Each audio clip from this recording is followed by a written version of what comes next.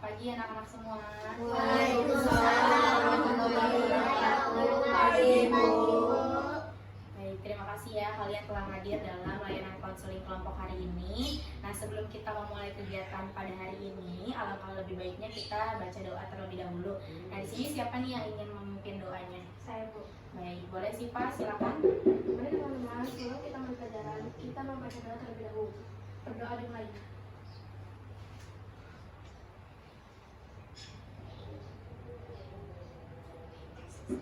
Amin. Baik, terima kasih Siva. Alhamdulillah doa sudah kita panjatkan. Semoga kegiatan hari ini dapat diberikan kelancaran ya anak-anak. Nah, sebelumnya Ibu ingin bertanya, apa kabarnya nih semua anak-anak? Baik. Baik, alhamdulillah ya, sehat-sehat semua anak-anak. Nah, selanjutnya Ibu ingin bertanya nih, ada nggak yang di sini sudah tahu apa itu konseling kelompok? Saya tahu, Bu. Coba Ulfa. Kalau menurut saya, konseling kelompok itu menyelesaikan masalah secara bersama-sama. Oke, baik, Ibu tambahkan ya. Nah, konseling kelompok ini adalah suatu cara yang dilakukan untuk dapat menyelesaikan masalah yang terjadi di dalam kelompok ini. Jadi kalian ini adalah suatu kelompok dan nanti kita akan menyelesaikan suatu permasalahannya secara bersama-sama. Nah, di dalam konseling kelompok ini kan ada suatu aturan nih yang harus kalian taati. Dan konseling kelompok ini sifatnya terbuka namun juga rahasia. Maksudnya gimana sih Bu? Kok terbuka tapi rahasia? Nah, di sini jadi kalau kalian ini harus terbuka. Jadi nanti kan kalian menjelaskan masalah kalian secara terbuka dan jujur kepada Ibu secara apa adanya. Tetapi di sini juga tetap rahasia karena segala permasalahan yang ada di dalam kelompok ini yang kita bahas nanti tidak akan terbuka sampai keluar. Jadi cuma antara di kelompok ini dan cuma kalian aja yang ada di dalam kelompok ini yang tahu permasalahannya. Nanti kita bisa mencari jalan keluarnya dan bisa menyelesaikan permasalahannya tersebut secara bersama-sama. Nah, di sini juga ada asas kesukarelaan. Anak-anak datang ke sini atas dasar kesukarelaan kan atau terpaksa nih? Sukarela. Baik, sudah mengerti kan semuanya di sini? Sudah, Bu. Baik. Sudah siap nih untuk ikrar janjinya? Siap. Nah, sebelum kita masuk ke sesi berikutnya, Ibu ingin kalian mengikuti arahan Ibu untuk sama-sama berjanji agar konseling kelompok ini dapat berjalan dengan lancar dan sesuai dengan rencana kita. Nah, sekarang Ibu minta kalian untuk berpegangan tangan dan mengucapkan ikrar janji kerahasiaannya. Kalian nanti ikutin yang Ibu ucapkan ya. Saya pegangan sama Syifa, Bu. Ya. Nah, ya sekarang kalian ikuti ya, Ibu ngomong ya. Saya berjanji. Saya berjanji Pada hari ini. Hari Rabu. Tanggal 4 Mei. Tahun 2022. Jam 1 lewat 20 menit. Pada sesi konseling kelompok hari ini. Dan sesi selanjutnya. Saya akan mengutarakan permasalahan yang saya alami sejujur-jujurnya, dan saya tidak akan menyebarkan permasalahan yang ada di dalam kelompok ini kepada orang lain selain orang yang ada di dalam kelompok ini.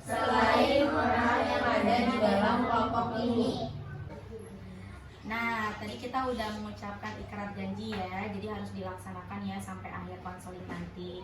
Nah, sekarang kontrak waktu kita pada hari ini adalah 1 jam pelajaran, yaitu 45 menit.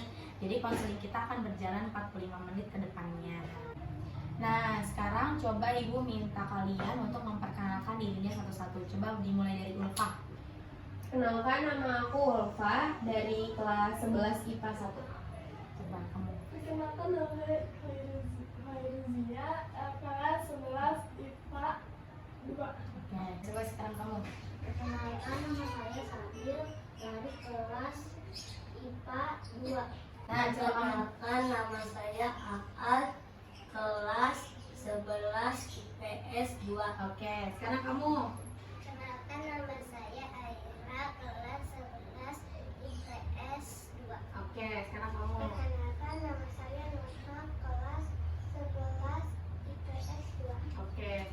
Kamu. Perkenalkan, nama saya Firos, kelas 11 IPS 2. Oke, selanjutnya. Nama saya Lisa dari kelas 11 IPS 1.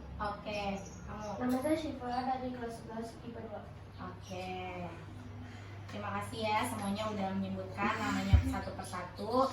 Nah, sekarang biar nggak tegang nih, kita main games dulu ya. Nah, jadi gamesnya gini. Jadi kalau misalnya ibu bilang 1, kalian tepuk tangan. Kalau misalnya ibu bilang 2, nanti kalian tepuk bahu. Kalau misalnya ibu sebut 3, kalian tepuk paha.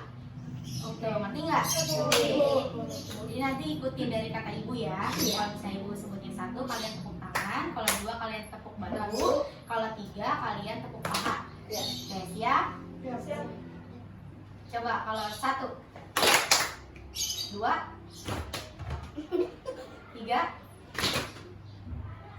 2, 2, 3, 1, 2, 3, 3, 2, 1.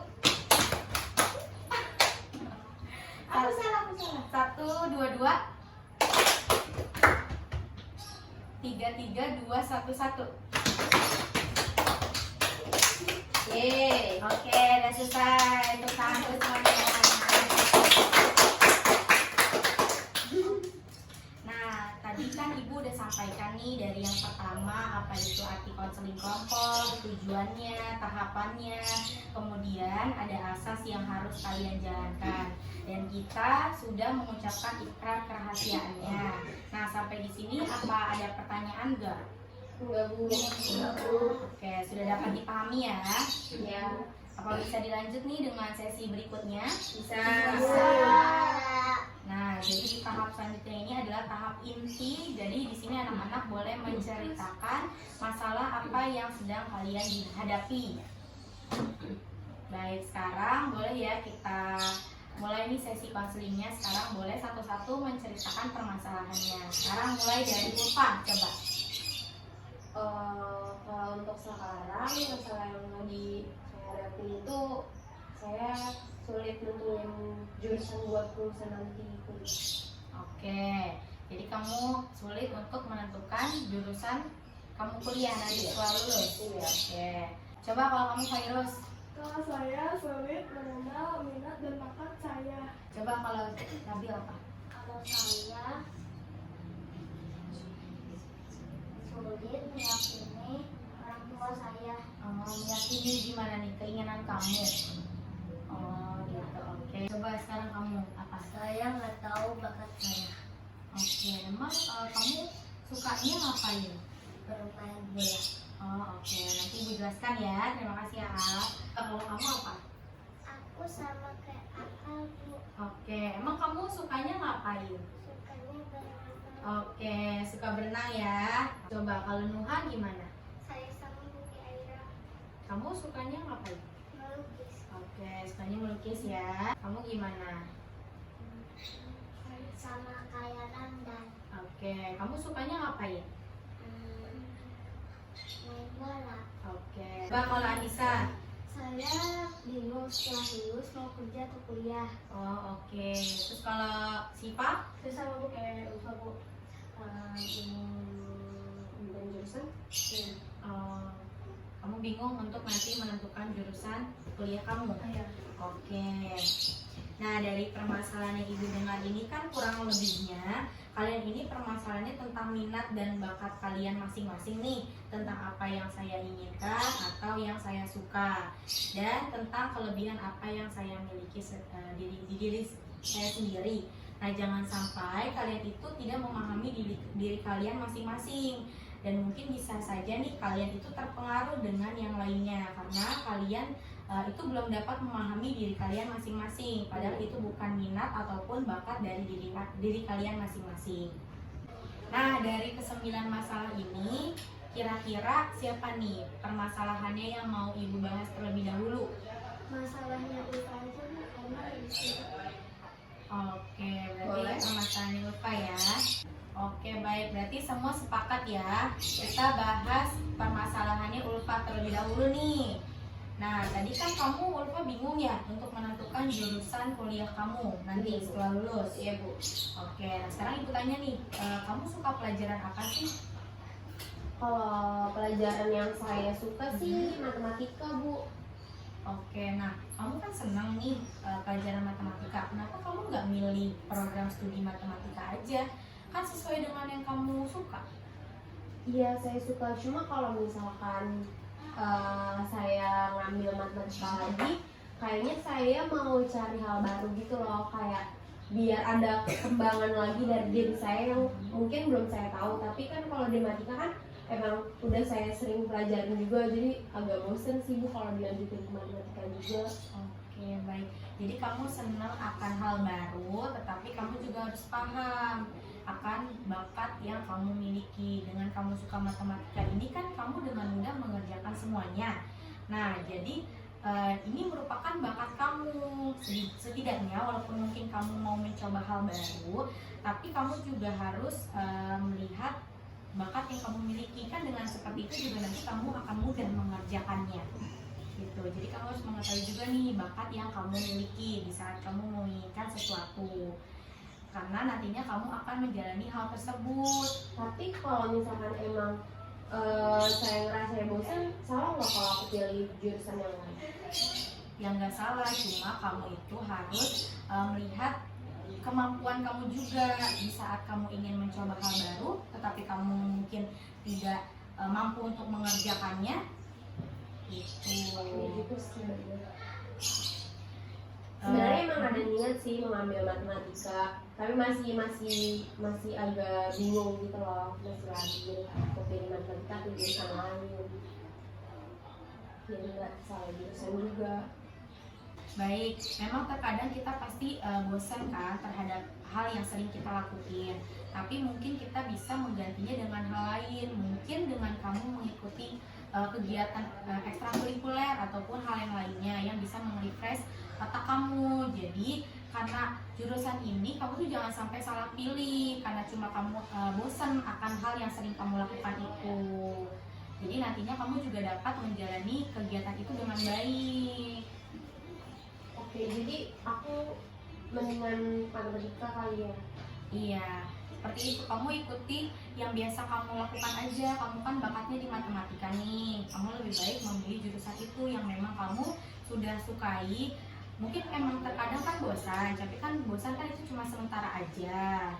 Gitu. Oke, baik. Baik, dapat dipahami ya, Ulfa? Bu, makasih ya, Bu. Oke, baik. Nah, sekarang coba apa kesimpulannya nih, Ulfa, dari permasalahan kamu nih?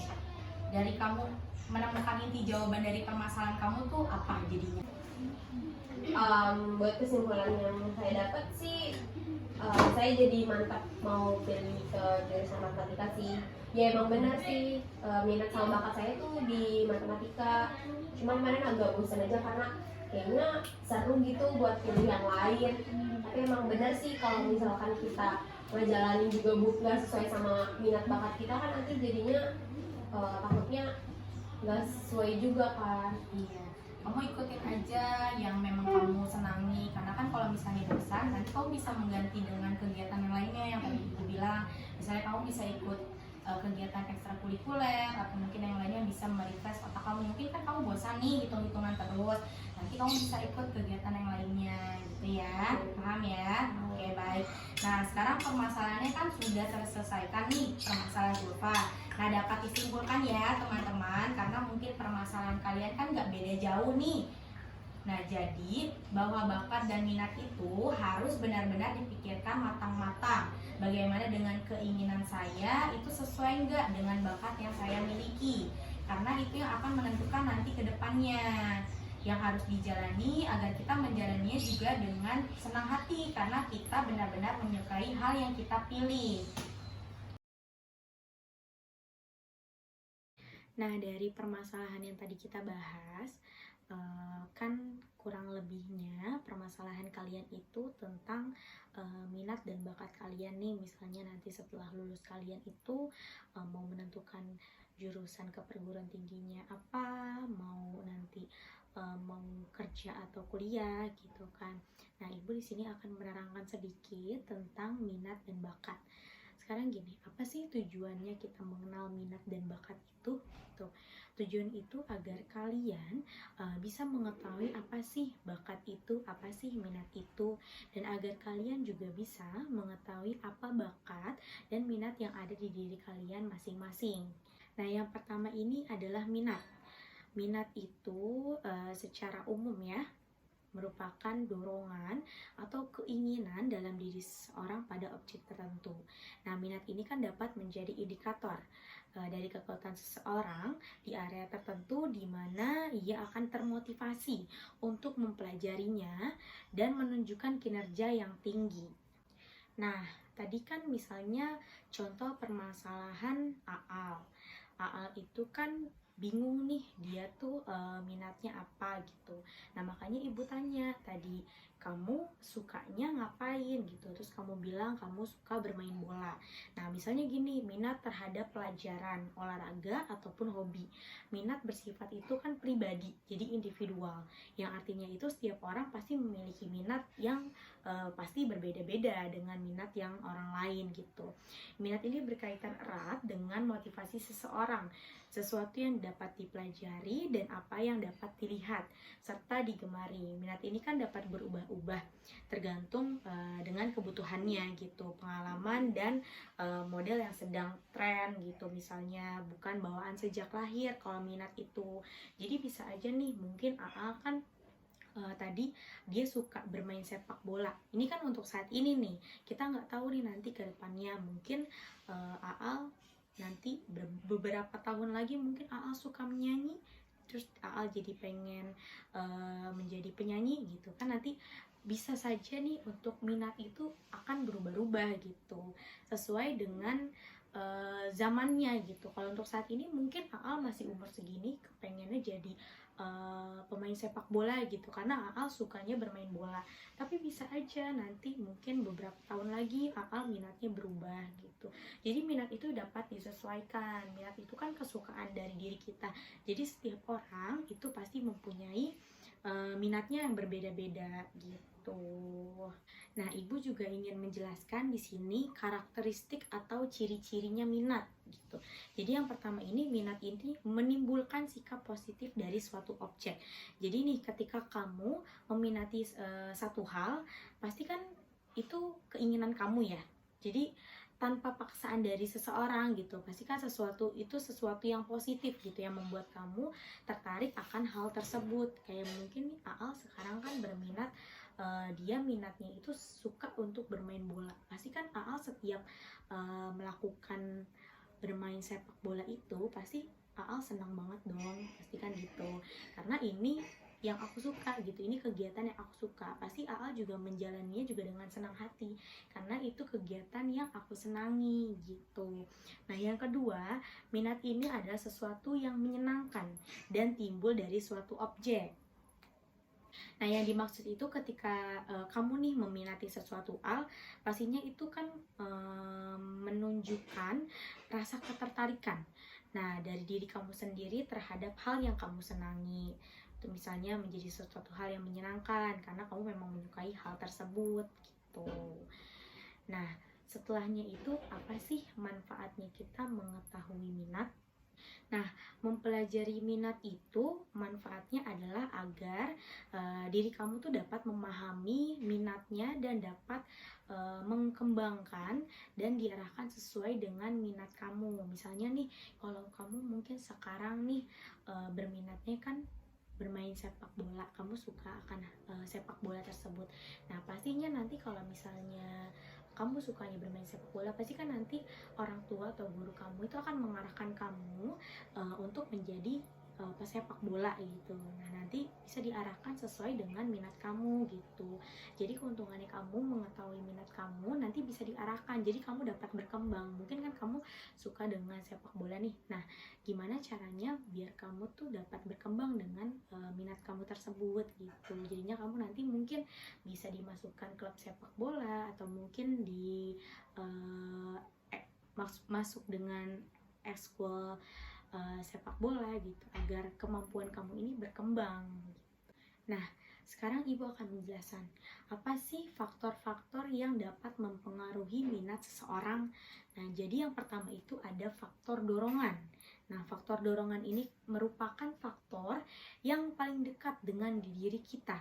Jadi di mana faktor tersebut memang timbul atau hadir di dalam diri kita sendiri. Nah, contohnya ini ketika kita mungkin sedang pusing gitu, ingin merefresh otak kita, maka kita pasti akan melakukan kegiatan yang kita senangi gitu.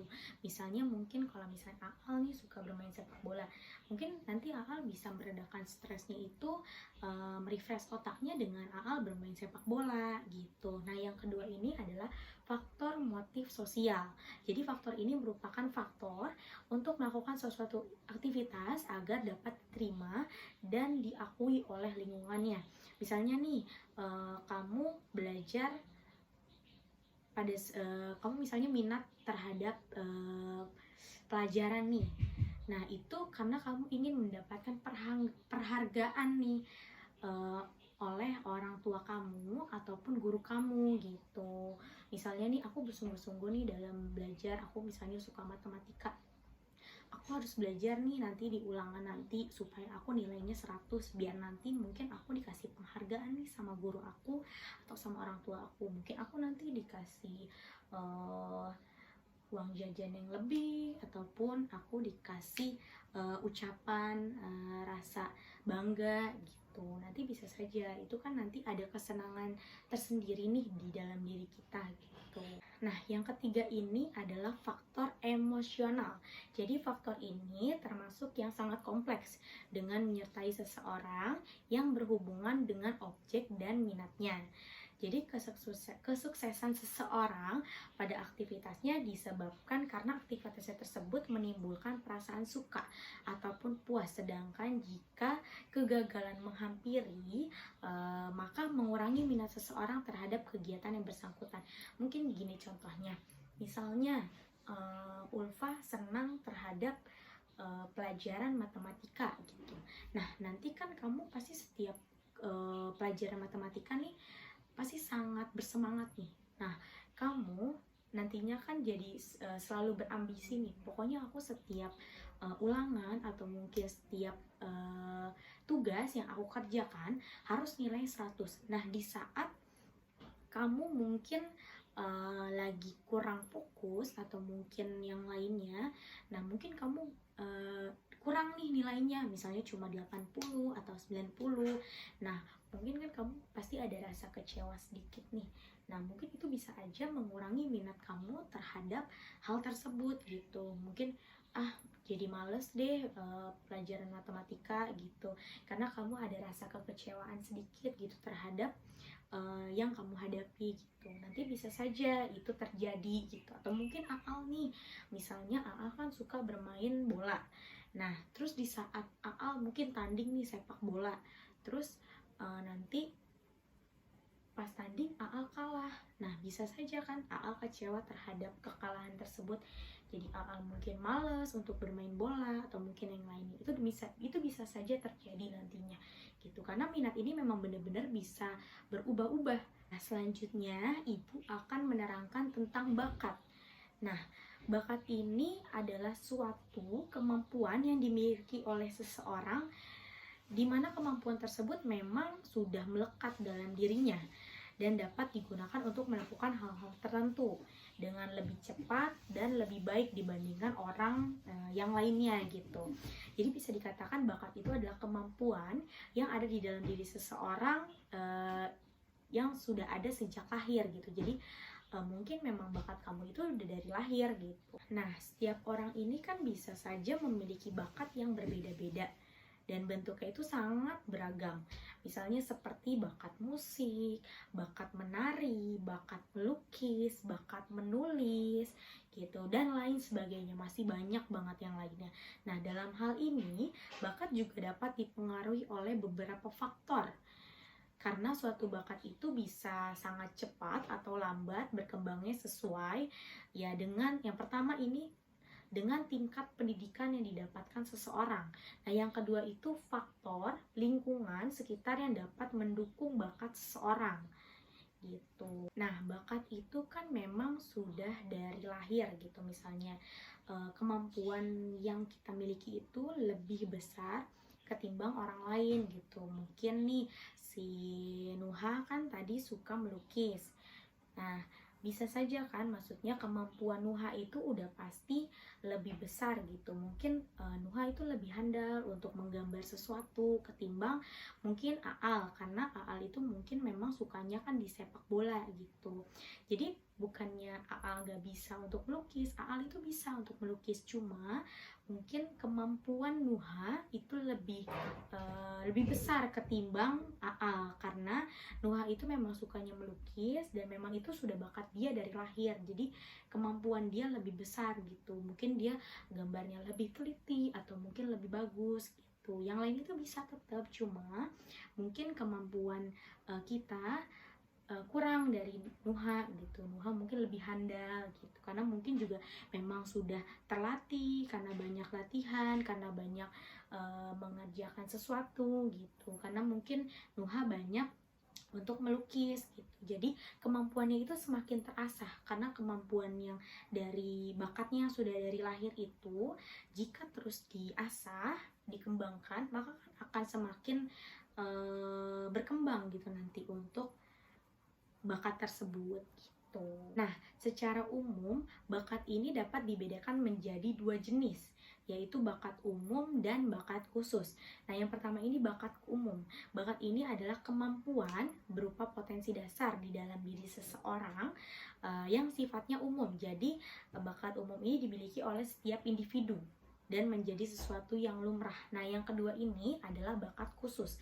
Bakat khusus ini adalah suatu kemampuan atau potensi khusus yang dimiliki oleh seseorang.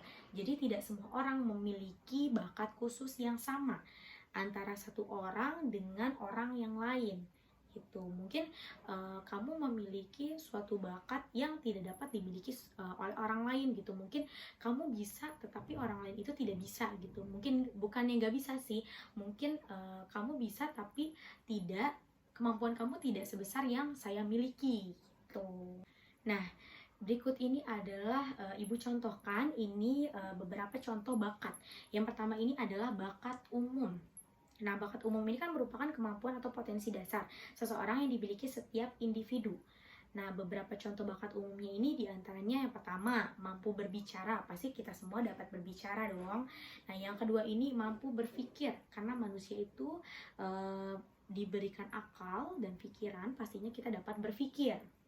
Nah, yang ketiga ini mampu berjalan atau bergerak gitu. Dan yang terakhir ini adalah mampu menulis dan membaca. Kalau misalnya bakat menulis dan membaca ini kan mungkin karena kita juga terlatih ya, terus diasah mungkin dari kita belajar menulis, kita belajar membaca gitu. Itu kan jadi suatu bakat yang kita miliki gitu. Nah, yang kedua ini adalah bakat khusus. Bakat khusus ini kan kemampuan atau potensi khusus yang hanya dimiliki oleh orang-orang tertentu. Beberapa contoh bakat khususnya ini adalah yang ada di dalam diri orang-orang tertentu. Misalnya, yang pertama ini bakat verbal. Nah, yaitu kemampuan khusus seseorang dalam verbal yang ditunjukkan dengan konsep atau dalam bentuk kata-kata gitu. Misalnya kamu nih mungkin pintar berbicara gitu. Kamu mungkin pikirannya ini luas gitu, jadi kamu mampu merangkai kata-kata gitu. Jadi kamu mungkin bisa untuk berbicara lancar dengan seseorang gitu. Dengan orang lain tuh kamu berbicaranya lancar karena mungkin kamu gampang untuk merangkai kata-kata gitu. Nah, yang kedua ini bakat numerial. Nah, yaitu kemampuan khusus seseorang di bidang tertentu nih, misalnya bentuk angka gitu atau matematika. Misalnya contoh guru matematika atau mungkin arsitek atau kasir atau teknik sipil. Itu kan dia memiliki bakat yang berhubungan dengan angka gitu. Jadi mungkin dia itu pintar dengan hitung-hitungannya gitu. Jadi dia memiliki bakat khusus nih dalam bakat numerial gitu. Namanya ini bakat numerial. Nah, yang ketiga ini adalah bakat skolastik, yaitu kemampuan khusus seseorang dalam hal-hal yang berhubungan dengan angka dan kata. Jenis bakat ini mencakup kemampuan berpikir, penalaran, mengurutkan, menciptakan hipotesis, pandangan hidup yang bersifat rasional, dan lainnya. Biasanya kemampuan seperti ini itu dimiliki pada seseorang ilmuwan, akuntan, pemrograman, atau sejenisnya gitu. Nah, yang keempat ini adalah bakat abstrak, yaitu kemampuan khusus seseorang dalam hal membuat pola, rancangan, ukuran, bentuk, atau posisi-posisinya. Nah, yang kelima ini adalah bakat mekanik. Nah, ini kemampuan khusus seseorang dalam bentuk prinsip umum IPA, misalnya alat-alat, tata kerja, atau lainnya. Contohnya nih, orang yang suka hal yang berhubungan dengan mesin-mesin, misalnya mekanik, atau yang berhubungan dengan mesin-mesin deh, mesin motor, mesin mobil gitu.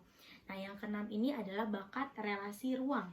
Nah, yaitu kemampuan khusus seseorang dalam hal mengamati atau menceritakan pola 2 dimensi maupun berpikir dalam 3 dimensi. Yang ketujuh itu bakat ketelitian klerikal, yaitu kemampuan khusus seseorang dalam hal tulis-menulis, meramu, dan lain-lain.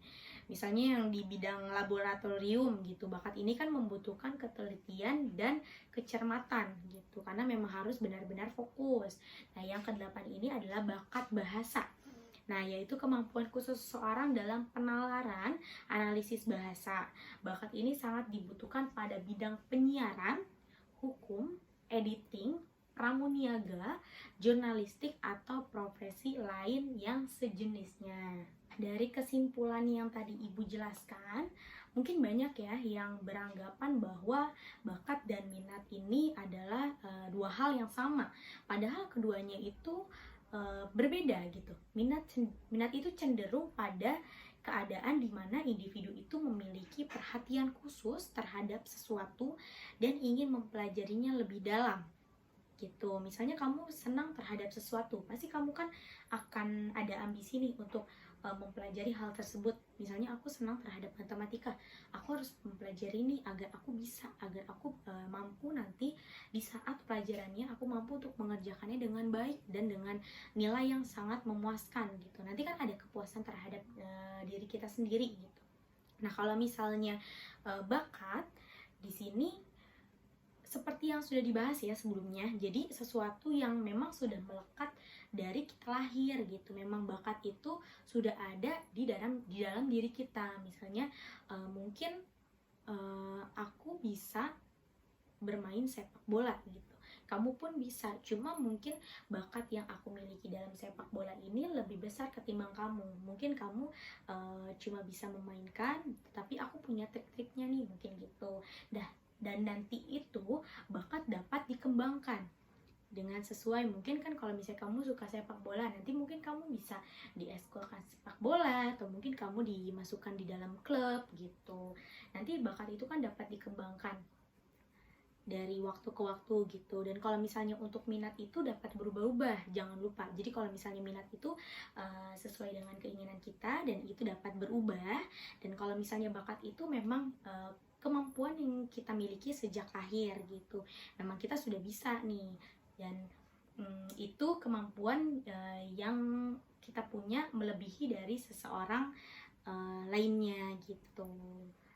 Nah, dapat dipahami ya anak-anak. Jadi Ibu harap kamu dapat menentukan minat dan bakat yang kamu miliki masing-masing, karena ini sangat penting. Apalagi kamu sudah mau lulus gitu, kamu harus bisa untuk menentukan nih nanti kamu lulusnya mau kemana gitu. Misalnya kamu mau langsung bekerja, atau mungkin kamu mau ke perguruan tinggi. Dan kalau misalnya ke perguruan tinggi kan kamu juga harus berpikir nih, kamu itu mau menentukan jurusan apa gitu. Jangan sampai kamu salah pilih. Kayak tadi Ulfa, mungkin kamu memang bisanya itu kan di matematika nih. Kamu kan minatnya di matematika, cuma mungkin karena kamu terlalu sering untuk mempelajari hal tersebut, mungkin ada timbul hal bosan gitu. Cuma bosan itu kan cuma sementara aja. Nah, bosan itu nanti bisa kita alihkan dengan mungkin kamu ikut ekstrakurikuler, atau mungkin kamu bisa melakukan hal yang lainnya gitu. Tetapi kan memang bakat kamu nih kan ada di matematika, kamu itu kan dapat mudah nih nanti mengerjakannya. Jadi kamu mungkin bisa untuk memilih jurusan program studinya itu matematika gitu, agar kamu nanti menjalankan hal yang sudah kamu pilih itu dengan mudah gitu. Baik, sekian ya anak-anak materi yang dapat Ibu tambahkan nih dari konseling kelompok yang tadi sudah kita lakukan, agar anak-anak semakin paham dan semakin mengerti dari permasalahan yang tadi kita bahas di dalam kelompok tersebut tentang minat dan bakat yang kalian miliki gitu. Semoga nantinya kalian dapat dengan mudah menentukan minat dan bakat yang kalian miliki, dan agar kalian dapat mengembangkan minat dan bakat yang kalian miliki tersebut. Semoga materi yang Ibu dapat sampaikan ini bermanfaat untuk kita semua. Ibu akhiri ya untuk materi pada hari ini, untuk materi tambahan yang dapat Ibu sampaikan. Baik, materi hari ini Ibu rasa cukup. Kita tutup dengan baca doa ya. Baca doa dimulai.